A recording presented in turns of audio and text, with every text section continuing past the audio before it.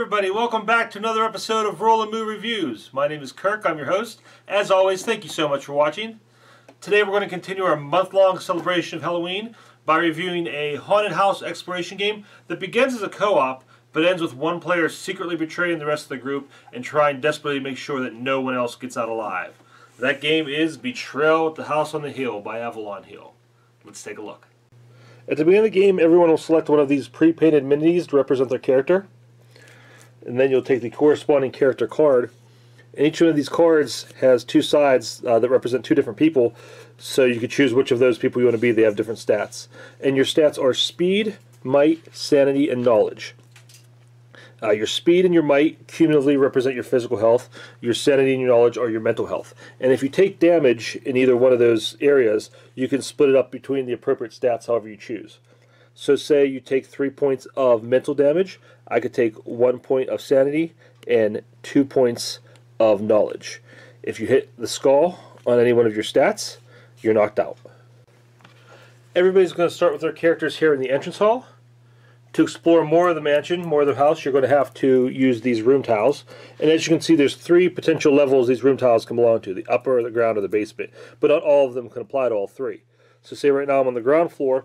I want to explore the ground floor. I have to find a tile for it. So as I go through this stack of tiles, I have to discard until I find a room that has ground floor on it. So I take that and I put that down, and now my character can move into it. And you explore that way. If you go to the grand staircase, you can go start building the upper floors. You have a basement landing to start the game with, but you don't have direct access to it. You actually have to discover that within the pile of tiles here. If you flip a room with this symbol on it, you're going to draw an event card. And that's these. These are just spooky things that happen in the house.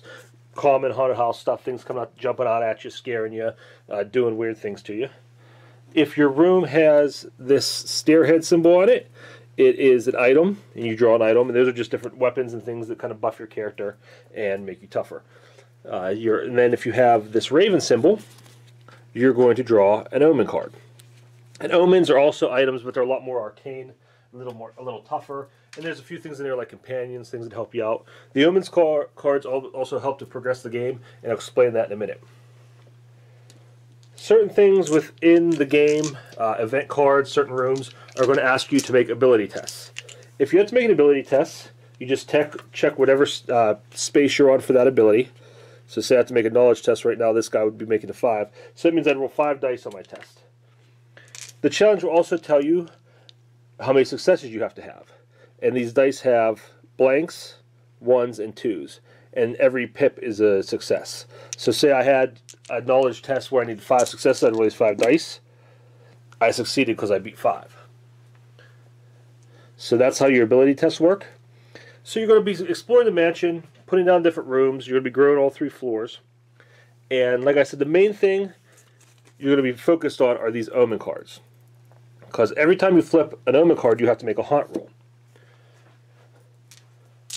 To make a haunt roll, you take 6 dice and you roll them, and you have to beat the number of omen cards that have already been played. So at first it's going to be pretty easy to beat that number, but the more it come along, you're going to have to roll higher and higher. When you fail a haunt roll, that means the haunt has begun. And we find out who the traitor is. Whoever revealed the omen card and started the haunt looks in this Traitor's Tomb book. The first page is this chart. You look at what room the omen card was revealing and what card it was, and you find that number, and then you come down here, and what number that is, that's the haunt you're doing. So this book has all the traitor haunts, so they would go to that specific haunt. Say we're doing haunt 26. He'd turn to this page. The traitor, it would tell you who the traitor was, and there's a lot of different factors that can make you a traitor. It could be whoever revealed the haunt. It might be who has the most items, whoever has the highest of a particular stat. Just a lot of different things are going to make the traitor. But whoever it is, it'll tell you. You take this book as the traitor. You go in a different room. You find out what your mission is to defeat everybody. Everybody who's left takes this book, The Secrets of Survival. They go to the corresponding haunt, and they find out what the traitor's doing and what they have to do to win. At this point, again, you go from co-op to all versus one, and you can start fighting each other. To fight, obviously the survivors are going to want to fight the traitor. You just roll your might. Whoever has the highest number wins, and the damage is the difference between the two rolls. So right here, somebody rolled a 4, somebody else rolled a 2, so you subtract 2 from that, and you do 2 points of damage.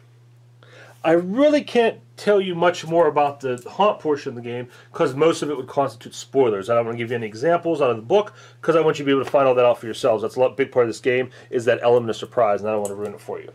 I can tell you usually what happens is that the traitor gets control of some sort of monster. Just some tokens here, examples in the game. Banshees.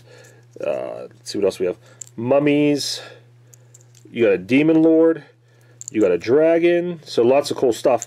And I haven't played all these, so I don't know what they all do. But usually the traitor gets control of these. Or may in some circumstances it may even become one of these things. And his goal now is to destroy or somehow defeat the survivors, and the survivors obviously want to beat the traitor. You have this timer track that moves up and down, and usually, I would say usually, a lot of time though, this comes into play during the haunt, and the traitor is either counting up to something he has to accomplish or counting down, and so that comes into play very often. But I don't want to tell you too much more, because like I said, that would ruin the experience for you. That's a big part of this game, is that haunt experience. So that's how you play the game. If the traitor wins, completes his mission, he's the winner. If the survivors can stop the traitor and complete their mission with at least one person left alive, they're going to win. That's Betrayal at the House on the Hill. Let me start out by talking about the components of the game. Like I said, you get these little painted minis, and it's nice they're pre-painted, but the paint job on them isn't fantastic. Definitely better than anything I could ever do, but not a whole lot of attention to detail there. The upside of these is that, unlike a lot of the minis you get with games like this plastic is a little more rubbery, has a lot of give, so you don't have to worry about these breaking. They're very flexible. The character cards and the sliders on them, you get a ton of these sliders, these plastic sliders, a ton of these plastic sliders, and enough to fit a whole complement of players on all their stats. And about half of mine do that instantly. They fall off. I found one that sticks. But I'd say 60 to 75% of them are real hard to keep on there. And it's frustrating when you're trying to keep track of your stats that falling off or moving on its own. There's actually an app you can download that'll let you take care of it all on your phone. And it works really well. I'd suggest getting that, not even worrying about the plastic parts. The game itself, it's a fun game. Everything revolves around that haunt. That's really the bread and butter of this game. Everything comes before. It's fun. It can keep you engaged. It's nice to explore the rooms and see what happens and what jumps out at you and what everybody else does. There's a potential for a little bit of a story to play out, but for the most part, it's really random. And once the haunt starts, a lot of times what you did before it doesn't matter. I mean, you might have collected a lot of items for your character and made them tougher that way. And then the haunt might say, discard all your items. Or you may have buffed some of your stats up for a strategy you want to implement during the haunt. And then the first thing that happens is, if you're the traitor, maybe your character gets transformed. And none of your stats from the beginning of the game even matter. So that could be frustrating. If you're somebody who's just along for the ride and having fun with the story, that might not bother you so much. But if you're coming with a more competitive mindset and really want your decisions to matter throughout the game, you might find that frustrating. Once the haunt starts, looking at it by itself, the start of the haunt is random, and that bothers me too. The fact that nothing that happened before matters. You happen to flip this card in this room, and then everything plays out after that. But the haunt itself is pretty cool. I love that idea of the traitor not knowing they're the traitor. Tons of hidden traitor games out there. That's a big thing right now. But I like the fact that this one, you don't know you're the traitor until the game tells you, and there's that kind of like tension, the edge is like, oh man, am I going to turn on everybody? So that's pretty cool. I really like that. And the stories in the haunts and after that the traitor is revealed are really cool. I mean, there's a lot of cool stuff in there. Like I said, I don't want to give anything away, but just really scary, fun, third act of a haunted house movie type of stuff that comes out at you and you have to do. Some of the rules for the haunts can be a little fiddly. You get to them, there's so many of them, they all have their own sets of rules that you may come across something that's really wonky and everybody kind of looks at you like, okay, what are we supposed to do here? So the game even tells you in the back of the rule book, says, hey, if there's an issue, just everybody come to consensus and move on. So they kind of even concede that there may be some confusion there. I'm saying some pretty negative things about this game, it might sound like, but despite all that, this is a game that I can get to the table often, and people just enjoy it. And I think most of it has to do with that hunt. People love that idea of waiting to see who the traitor is, and that moment where it pays off, and then everybody takes their book, somebody else takes their book, you figure out what you got to do, you got to learn this new part of the story, and you play it out. I think that's what everybody loves about it. And so it's very popular that way. And I can get it out a lot more often than I can a lot of my other scare games, my haunted house games, because it's pretty simple. The rule set's easy to learn, and like I said, that moment, that payoff of who's the traitor and what do they have to do, that's a lot of fun for people, I think. So that's why I'm able to play it so much. So overall, it's a hard game for me to review. There are games that are complete experience and very little game. I don't like those at all. This one contains just enough game to keep me engaged. It does definitely lean more to that experience side and that story side. So if you're looking for that experience, just something fun to hang out with, and hey, let's get together and play this game but tell this story at the same time, and it doesn't really matter who wins or loses, we'll just have fun.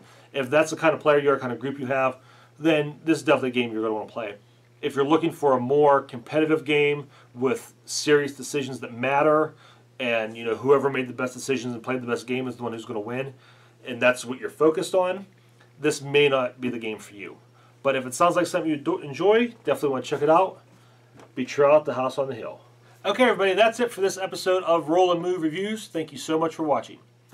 Remember, in October, we're not just celebrating Halloween, we are looking to get our subscriptions up. So if you like this video and you like our other videos, please subscribe to our YouTube channel, like us on Facebook, and tell all your friends about us. Thank you so much. We really appreciate the support. Please also leave me a comment on this video. Let me know what you thought of the review. Tell me what you think about Betrayal at the House on the Hill. And let me know if there are any other scary games you'd like to see me review before the month's out. As always, visit our sponsor website, alteregogames.net. They're waiting to get you a lot of great deals and a lot of great games. If you want to watch some of my older videos, you can see them on Facebook, YouTube, Board Game Geek, or the Alter Ego Games site. If you'd like to reach me directly, as always, you can get me by email at rollandmovereviews@gmail.com. Otherwise, that's it for this time, guys. I'll see you soon. Have fun out there.